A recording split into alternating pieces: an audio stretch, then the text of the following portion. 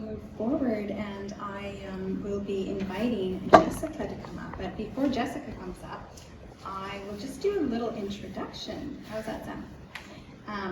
Because Jessica definitely needs to be recognized for her work. So actually, I'll wait till she brings up her.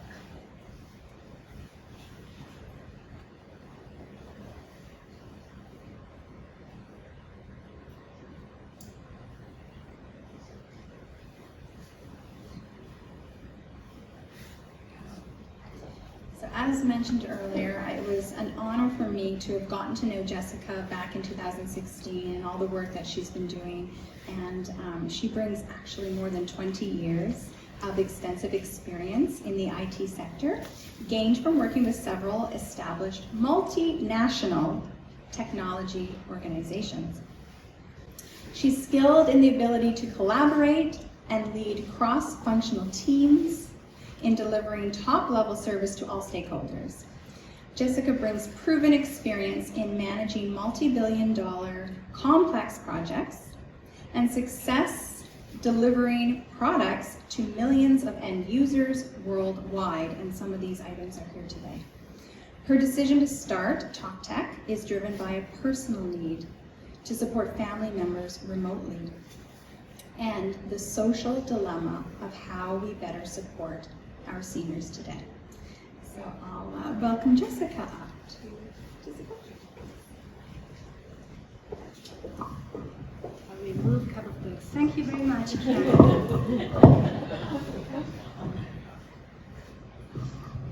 Every time I listen to Karen's presentation, I always learn new stuff. I really enjoy that personalized care, and that's really the key in today's world, healthcare world. And welcome again, everyone, for joining us today in such beautiful weather. In such beautiful weather. For those of you who we met today, the first time, just a little bit brief introduction of TalkTech. TalkTech is a BC-based digital healthcare company. We registered in 2014, so we've been around for quite a while. We create smart care hardware and software for care organizations and caregivers to enable safer and evidence-based care. So to date, we have developed several products, and you can see some of them on the demo table. Feel free to play with it and ask questions and get your personal experience. We're all here because we are big believer in technology, and we believe that future care must be powered by technology, and that's a change everyone is going to make. And as Karen says, changing is not easy, especially in healthcare. We have so many daily challenges that we have to deal with. But that's a way, and as a business owner or executives or managers or even staff or frontline workers, how do we know what technology works for you, right? There's so many out there, innovations, and also I think people are looking for innovative technologies that can make your business or make your work stand out. So how do you know? Like, can you try everything? There's no way that we can try everything out there. That's why in today's session, we invite everyone to come here to see the technology in action, and also to hear people who have used the technology, what's their experience, what works, what doesn't work. We have special speakers today, so I'm not going to talk too much. I'm basically here to introduce our guests. So we have guests in person. Lisa, I'll introduce her later. We also have people virtually joining us today. We have pre-recorded a video by our global partners. So just for those of you who don't know, our SleepSense, which won 2020 Agile National Competition, since then we have deployed thousands of SleepSense globally in 4 countries, over 20 homes, a lot of them in Australia, and we just get also our first customer in Montreal, so we're supporting French. So I'm going to invite you to just watch the video first, the 2 short videos from our global partners and listen to how they speak about their experience. Let me try this.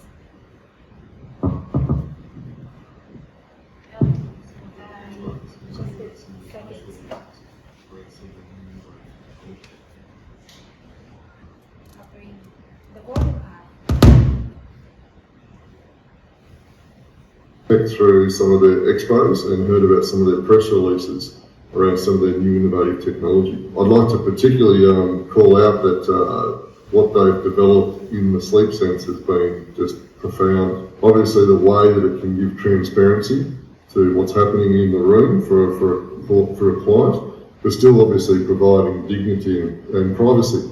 So the big part of the success of the sleep sense has really been around how we've been able to educate the sector. Instead of doing staff rounding and checking and manual checking all the time of residents, we've been showing how to the paradigm shift of moving from spot check to sense respond care so that they can actually monitor all of their clients all the time and then respond accordingly. So providing some workforce efficiencies, which has also helped with the skill shortage that we're seeing globally across in the care sector. The other part is that the clinical teams are getting some fantastic data of actually, when residents are going to sleep, how many times they're waking up, their quality of sleep, and that's actually giving a really broad case of information across the end-to-end care of the resident, and so they can actually make some better educated decisions around what their resident needs.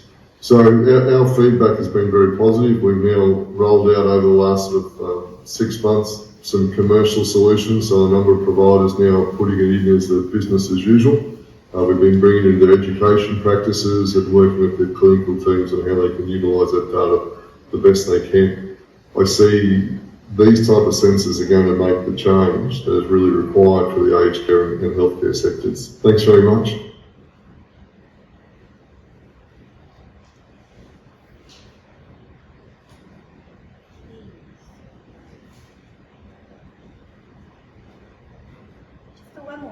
I have been working with TalkTech and their Sleep Sense solution for over a year now.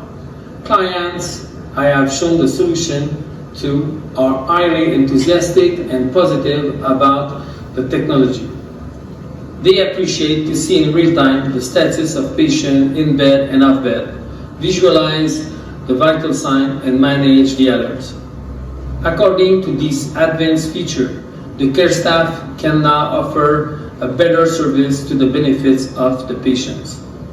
From my perspective, Sleep Sense is a first of its kind solution as there is nothing close to it on the market today. The senior care industry is struggling with increasing demand of an aging population and at the same time reduced availability of competent staff. Technology like Sleep Sense are the way of the future to help the senior care industry cope. I am excited to work with TalkTech and the opportunity I am discovering with Sleep Sense. Thank you.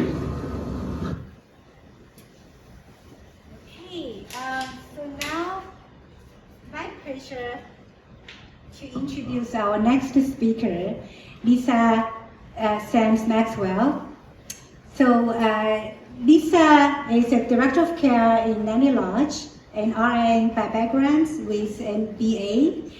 Lisa brings significant healthcare and leadership experience, having held a number of leadership roles at various health authorities, including Director Site Operations of Jimmy Patterson Outpatient Care and Surgery Center at Fraser Health. Lisa has been the Director of Care at Nanny Lodge for close to 7 years. In the past 10 months, I've been working very closely with Lisa and her team. I've witnessed how Lisa's passion in the resident care, in driving the quality improvements. I would say I'm really touched. She's an inspiring leader who is focused on innovation and operational transformation. It has been a big pleasure to work with Lisa and her team. Please give a warm welcome to Lisa Samms-Maxwell. let's see. I don't usually use a microphone for things and that. I can put it on. So, No, that's okay. yeah. Just enter or, oh, here, yeah. Okay, got it. Okay, yeah, so I've been in healthcare for a long time, over 30 years now, and that. But what I really got excited about was, you know, with going through the pandemic, and yes, I'll mention the pandemic, it's really, I think, brought to light the many concerns we have in long-term care. And so the first part that I want to say is ditto to everything Karen said in terms of what we're seeing, what we're experiencing, and how it's a struggle for us personally and professionally to see this amount of struggle in healthcare, and especially in long-term care. I often say to people, long-term care is not sexy. It's just not sexy. It's not work that everybody is running to do and that.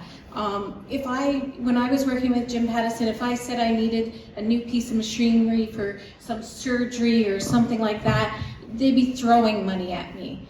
But long-term care doesn't get money thrown at it. And in fact, we all work within where, you know, families say, well, are you understaffed today? And I'm like, no, I have all my staff that I have a budget for here today. And so it's really about looking at the efficiencies of how we use the staff and that come. And I really want to preface it in saying that when people go into healthcare, I would say 90% or more of people, it's a calling. We don't do it because it's glamorous. We don't do it because we get all this money or anything. It's a calling. And I often say that to families who struggle sometimes when they see that this is the level of services and care that we can provide as funded or even private agencies in terms of what we can afford to do. And I agree with Karen, there's still a really big need in terms of knowledge and experience and that. So I do feel SleepSense can offer our long-term care residents and our staff. It has to be together because we have to remember we work in their home. They don't live in our workplace. And so when Karen talked about all the noises and all the things that happen in the environment, we're still treating it like it's our workplace and that. And so you'll see there's things that I'll talk about that kind of address some of that too. So we have many challenges, and this is just one of the few challenges that we've noticed. 6 years ago when I started in long-term care at Langley Lodge, the average person felt that they would stay in long-term care for about 5 years. Today, the average person is probably 18 months or less. More and more we're seeing people that are transferred to long-term care that are even passing away within a few months. So we're seeing more and more of that. Not all our beds have bed alarms. So when I first went to Langley Lodge, we had some beds and they said, oh, they have alarms on them. And so if somebody had a fall risk, we were moving that bed along and putting it in a different room and we were moving these beds around. So then we were finding that, you know, okay, we need more bed alarms, but we don't have money for all these beds. So then I had gotten this little sensor, and I swear, if you put your leg out like this, it would go, brrr, and the residents would be terrified. And imagine that happening at 2 a.m. when all you want to do, you want to go and have a pee. That's all you want. Peacefully get up and have a pee, but then all of a sudden this alarm goes off, and it's not connected to anything. It's just in your room telling me, supposedly, who's down the hallway or some care provider, that you just got out of bed and you're a fall risk. So I may or may not hear that. I might even be with another person and that. So we were really struggling, and I have meeting notes that show it. I have my occupational therapists and physiotherapists and nurses saying, okay, you know, this patient, resident A needs a bed alarm. Well, we don't have a bed alarm. Okay, but do we take, you know, what's her name? She hasn't fallen for 2 weeks. Should we take her bed alarm now and just put it in this bed? And I see people nodding. So if you're working in long-term care, you know exactly what I'm talking about. And now it becomes an ethical issue. And you know what? Sometimes we would get it right and we'd move that bed alarm and things would be okay. Other times we'd move that bed alarm and the next thing you know, the person we took it from was on the floor and injured. So we didn't have all the tools and we were trying to make good decisions, but people were saying, I don't want to be responsible for this person, you know, not having a bed alarm or having the equipment that they need. And in the last few years, we've also learned you can order equipment, but it sure takes a long time to get it to. You could be waiting months or years. I still have things I've ordered at the beginning of the pandemic that have never showed up yet in terms of equipment. So that was like some of our issues in regards to this. So when I met Jessica and Vesa, and they have been amazing. When someone said they're collaborators, I want to say that's with a capital C. They don't just, you know, it's not just a word you throw out there. They truly do collaborate. And you'll see in terms of some of the stuff that we've been able to achieve together and brainstorm. And, you know, they really do want to make things better and understand. So one of our challenges, and this is a big one, anybody in long-term care knows every fall usually means a decline for our residents and the people that we're caring for and that. So now with Sleep Sense, we get real-time alerts when somebody is out of their bed and that. It's not, I mean, it's kind of a bit of a, I don't know how to explain it. You're not going to prevent falls in the sense of the alarm isn't going to stop someone from falling out of their bed, but hopefully you can get there in time to prevent the fall in that sense. At least we know they're out of bed. We also used the Sleep Sense with residents that we felt needed to be closely monitored, and that in terms of their falls. So the people who had a fall risk were our number one priority. Not everybody in long-term care are a high fall risk. So for those people, we had what were called control boxes. So that alarm went directly to our phone, not just on our computer screen and that. And it wasn't in their room. It wasn't alarming them like this other device I had bought and failed. And then the other thing that we talked about, I think Karen talked about this a lot, is sleep. And I'm coming to understand more and more every day how important sleep is in terms of how a person responds to the day. I don't think any one of us could say if you're up all night, you're the same person that responds to things that might irritate you, somebody, you know, or, you know, making decisions and that. It's the same for all of us. We might be able to do 1 day or 2 days without a lot of sleep, but try that for a long period of time. And so when we looked at some of our residents, Vesa and I were just discussing one resident who over a period of a week or two, his sleep score was 20. Now it goes to 100, 100's good. 20, imagine functioning like that with no sleep for a long period of time. And that's what some of our residents were experiencing. As much as we like to be, you know, and promote home-like, we're not home-like. We need to, you know, be in touch with that reality too. We do our best, but it's not home. There's other people coughing and talking and doing different things in our environment lots of times. So what we found was that people who had a low sleep score, lots of times we see more responsive behaviors. We've seen our nurses and care aides asking for medications. Like if they're not going to sleep and they're up in the night and that's just irritating, they obviously need their sleep, so let's give them some medication and let's sedate them. That'll put them to sleep, right? And so that was happening. So then they wake up and they're like, they're still kind of, it's like a hangover effect from whatever these drugs are doing to them. It's not natural and that. So we weren't really even looking at kind of those things. And then just we're finding, and I'll talk a little bit about kind of how that's working. When we looked at Sleep Sense at first, it was like, oh, let's just try it. And I said, no, we have 139 beds. 139 of the people that live here will need this. We need to look at this. So it was better than going out and trying to purchase 139 sleep alarms for falls. That only looks at falls. That doesn't give me any other information.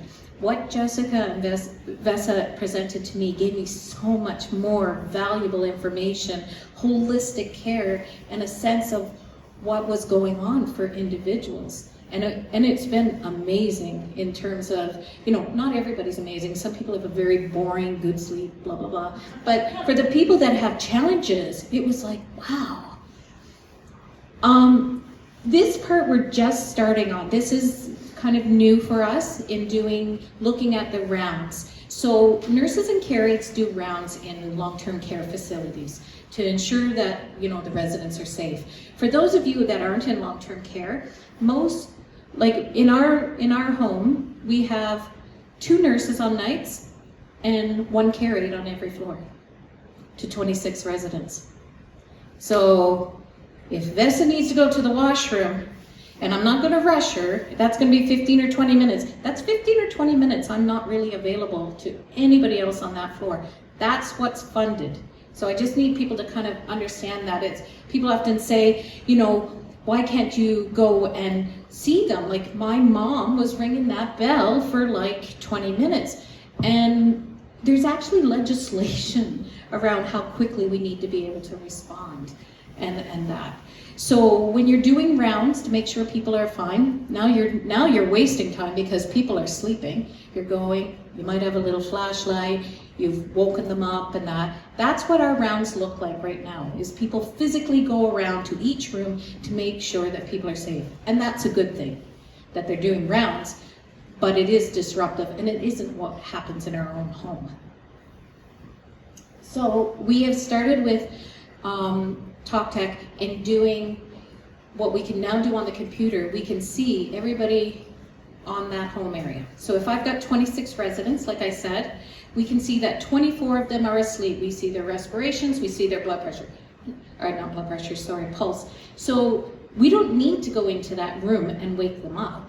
We know they're alive, we know they're sleeping, and it's all good. We can actually even tell what their sleep looks like all that day, whether they're in REM sleep, a light sleep. Oh, did they just get up and go to the bathroom? Maybe I want to go and check on them and see, are they okay? Did they go back to bed?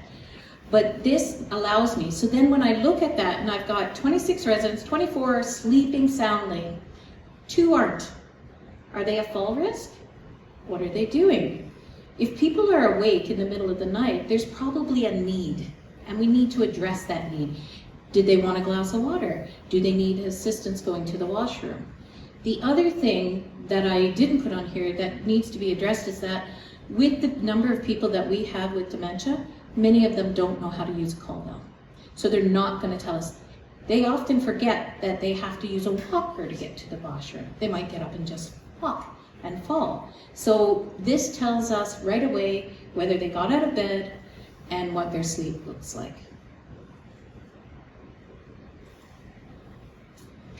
So I had the great fortune of meeting Vesa and Jessica, and I don't even remember how we met. I think, but anyway, it was great. So we met, and that was in January, February. We did a little trial. We started out with I think maybe 9 beds or something, and it was amazing to see what we could do. And then, like I said, made the decision right away. If you're gonna jump in, you might as well go all the way in. Why put a toe? We needed this. We had no other solutions. There were no other solutions out there for me except to start looking at buying expensive beds, and maybe I could get another 10 and we'll just keep pushing them around. We'll use our staff to just push beds around to whoever needs them and try to prioritize and not be in an ethical dilemma. Not much of a choice, really. Then we loved it so much that we start using it now with our new admissions. We use the control box that goes with the sleep sense that goes to the nurses, and it gives us more information. So we can now look at the first 2 weeks when a resident is moving in, and it's a really challenging time we're looking at, and kind of go, how are they adjusting? Are they sleeping? What's going on with them?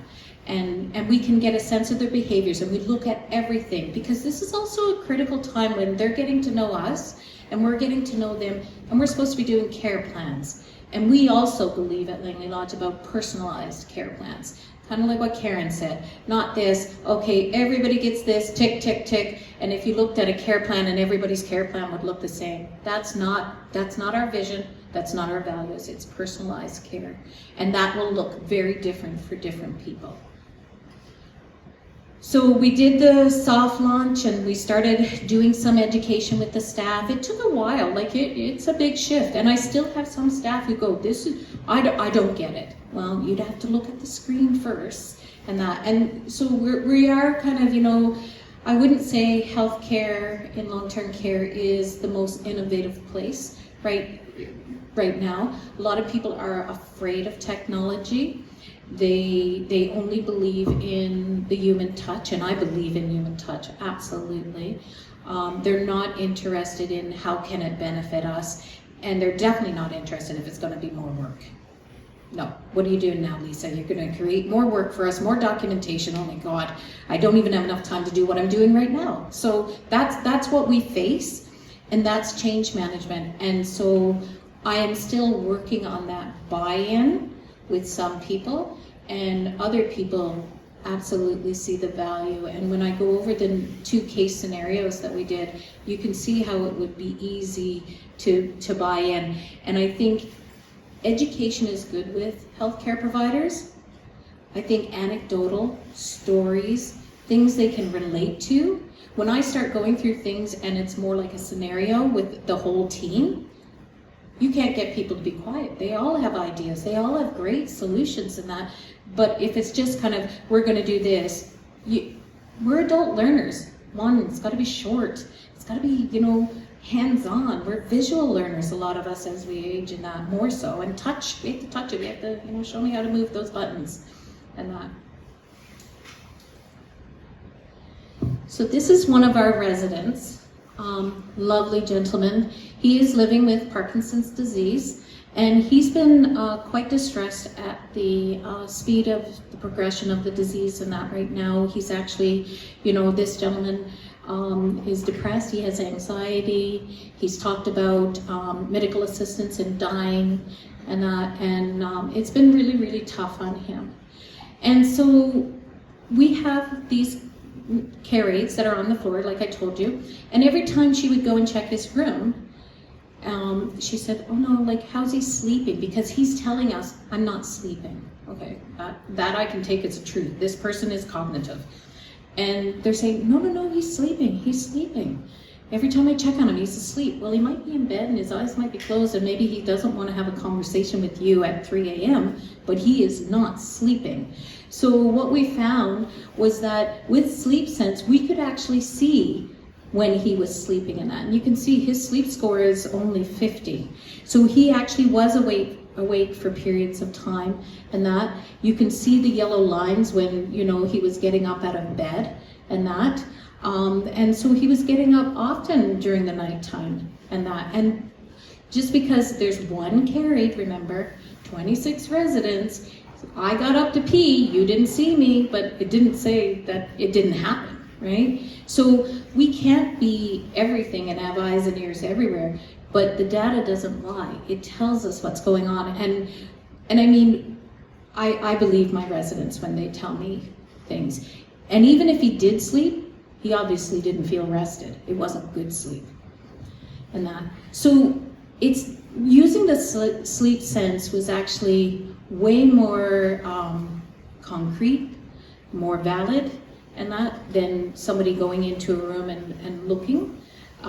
We could look at his sleep, we could look at his medications. We've done medication changes, so we can often see, did that medication help or not help? We could look at all of those things in terms of his care plan. And what I'd like to share with you is when we had Halloween this week, he was, what was it called? Oh God, the character, I can't remember it. He was dressed up for Halloween. And like, this is a different man. He's no longer, you know, thinking about dying as much as living and that, because he's sleeping. We did get him new medications that helps him to cope with this disease a lot better and that. But if you put being tired on top of that, you could see how someone could easily get frustrated and say, I don't want this anymore. Like, where's my quality of life? You know, how does this make sense for me? But in looking at, you know, how things are going now, we can see improvements with his sleep, even with his new medications and changes and that. So that to me in itself is worth every cent we've ever put into SleepSense, that alone in the quality of life for this man. This other gentleman, and believe it or not, we have more women, but the men don't seem to sleep very well. So our other gentleman, he is living with Alzheimer's. He's had cancer of the bowel before, and he has glaucoma. And like I said to you, we trialed SleepSense in January. This gentleman came to us in July, the previous July. Nothing changed about his sleep. We had nothing to go on to kind of go, he doesn't sleep very well, except that he got up a lot. Again, what a nuisance. There's people wandering all over the unit at 3 a.m. and you're trying to get people back to bed and redirect, and sometimes that doesn't work. And you know, so you want people to be sleeping because that's what's good for them, not about us. So often, when January came around, I think he was the very first person that the staff identified. Oh, can Mr. Such and Such have it? Like, we need to know more about what's going on with him. He's up every night, and he's up 3 or 4 times, and he's up for, you know, hours at a time and that. And it's okay for someone to be up. Certain people can get up and be quiet, and other people are not so quiet. And so then you think there's a party down the hallway somewhere, and a lot of our residents wander or exit seeking, you know, as Karen said. So now they're going into people's rooms and that, and it can be quite disturbing, but it's not anybody's fault. We don't know necessarily what they're looking for, what they're thinking at that time. So when we did the SleepSense, we found that this gentleman, he wasn't sleeping at night, but man, could he power nap during the day. He was getting like 4.5 to 5 hours of naps in. No wonder he wasn't sleeping at night. Now remember, July to January, we didn't really notice that. We were busy. We had 25 other people that had needs, and they were ringing their bell and that. But I mean, if you're quiet, you kind of tend to get not necessarily forgotten, but you're not the priority. He's sleeping. So people were not documenting his naps. They weren't making note of how much he was napping in that. And so what we did, once we had, you know, a chunk of information, we went, this is why he's not sleeping at night. He is up all night because he slept all day. So we had to help him to shift his naps and that. I think, Vessa, we talked about it when we first did his sleep, 20%. 20%, awful. And now, I mean, it's much better. And he's sleeping, we worked it out the other night, he slept 9 hours and 40 minutes. I don't even know if he got up to pee that night when we looked at it. But no naps. And that might seem like such detailed information, and he probably will move over to where, oh, he's not very exciting anymore, there's nothing happening. But coming into long-term care is a huge transition for anyone, let alone if you have dementia and, you know, memory issues, and, you know, even if you're cognitive, it is so life-changing, you know, and especially during the pandemic when families were separated from their loved ones and that. But I am finding that when we have this kind of technology that we can use, I'm terrible, I can talk forever. When we have this kind of technology, we can make huge differences. And so I just want to say that, you know, it came at, well, I guess it had to be at the right time, because it's when, you know, you get what you get, right? When you get it. But I'm so grateful for meeting Jessica and Vessa. So in the short term, we're still working on the rounds piece. We're looking at the workload, documentation. I don't know if you know this, but if nurses do rounds in our home, we don't have anything that we tick on even a piece of paper to say we did a round. So if anything happens, it's like, well, no, we did our rounds. How do I know you did your rounds if there's an incident? And it's not about a blaming culture, but it's like we just don't know. Whereas I will share with you, I had a resident who died at like exactly at 7 a.m. Now, everybody in healthcare knows that's change of shift. Bit of an inconvenient time. And then it becomes a bit of a pointing finger. Did you see them? Did you do your round? I did my round. They were dead when I did my round, you know. And I'm not trying to be crass, but it comes down to when we had the technology, we could go, they went to the bathroom. I can tell you, they walked to the bathroom, they came back, they got in bed, and they passed away calmly. It's not about something we did or didn't do. And I think in long-term care especially, we're feeling very much under the microscope. That when something happens and the expectations of us to provide quality care, when we have something that helps us to demonstrate that we're doing what we need to do, it's amazing. And long-term, we're gonna look at our falls. As you know, we actually went into SleepSense to kind of help prevent falls out of bed. And it's just led to this balloon of other things too around quality of sleep, looking at their medications and that, looking at the corresponding things that are happening in their life at that time. So we're still in the journey. We're still early stages, but we will continue to work with our staff and we will continue to look at how SleepSense can improve the quality of life for our residents, but also support our staff and the people who care and love our residents so that they can feel more confident that, you know, everything that we can do, we're gonna do to help support their loved one. Thank you. Sorry, Vessa.